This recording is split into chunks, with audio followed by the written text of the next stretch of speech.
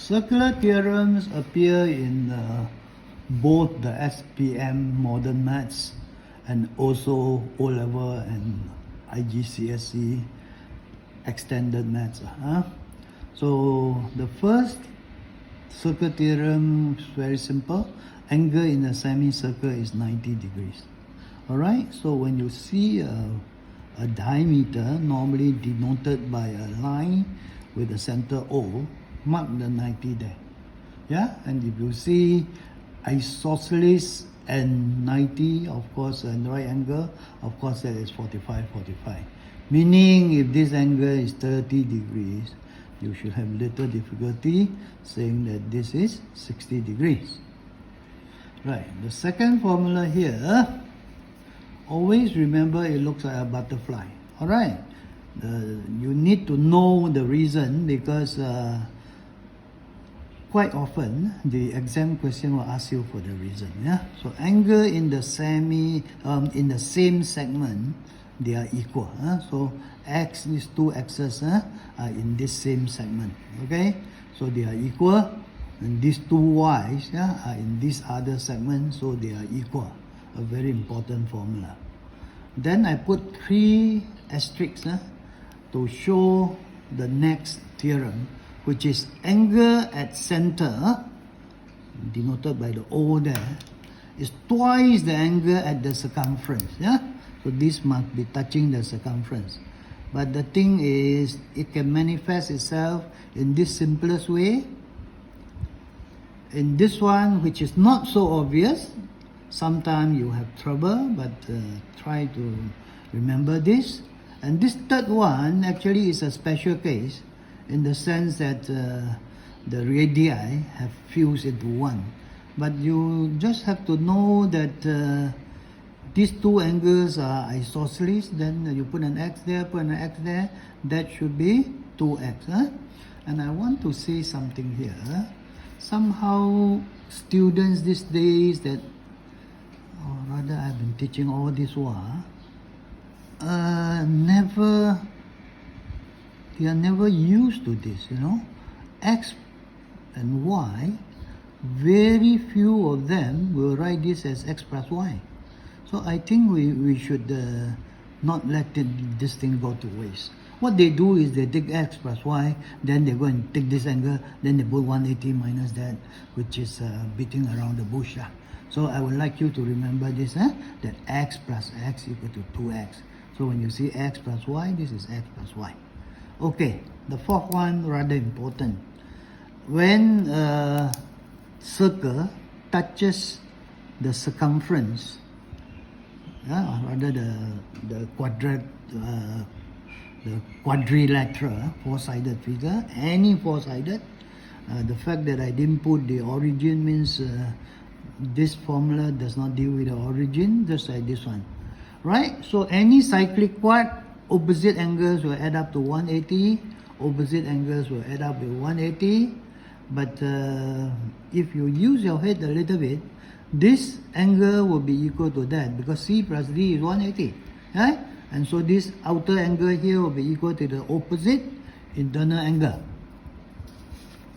Right. Now the slightly less math one. Perpendicular lines drop from the center, O, to equal lengths, to chords of equal length. So these two chords, this one, AB, and CD, you are told that they are equal. If they are equal, then if you drop two lines, they will be equal. They will be equal. And please remember that these two triangles are congruent. These two triangles are congruent, and I would like you to call this theta or x, because instead of using the cosine rule, you can use SOHCAHTOA and settle everything. The next one is a famous one. This looks like a sail, So the angle between tangent and chord, which is this one, will be equal to the angle opposite this particular chord.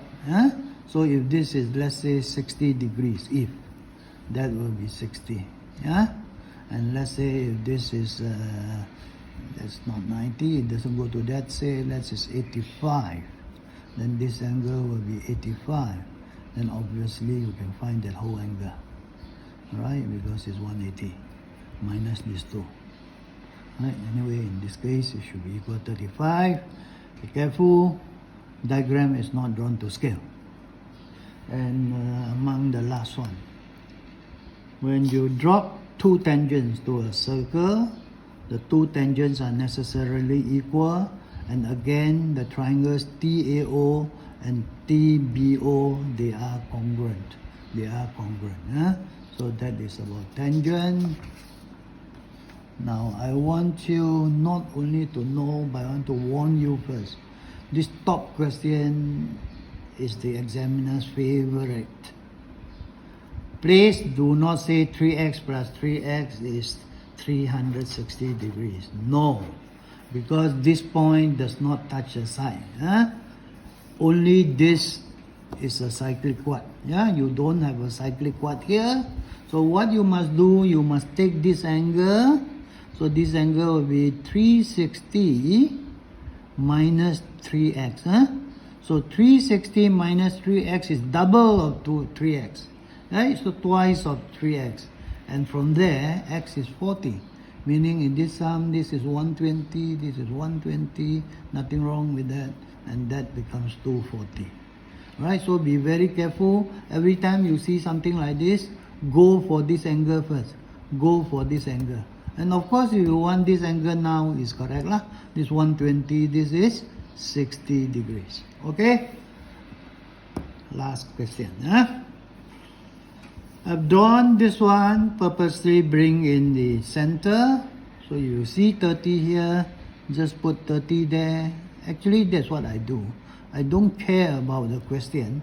I just keep writing what I know. This is center, this tangent, so I'll put a 90 here. If that is 78, this will be 78, because, right, of the tangent, angle between chord and tangent equals to angle opposite the chord. So this angle then will be 12 degrees. This angle will be 12 degrees. Alright, and with that I think we can solve this as well. Look here, this is O, center. It should be, very alert that this 90. So this and this are angles in the same segment. So it is 12 degrees. And if that is 30, this must be 30, right? So good revision using this sum, right? So this is 30, this is 90, this must be 60 then, And if you add this up, it should be 180, So this is what I mean by you go to past year question and practice yourself.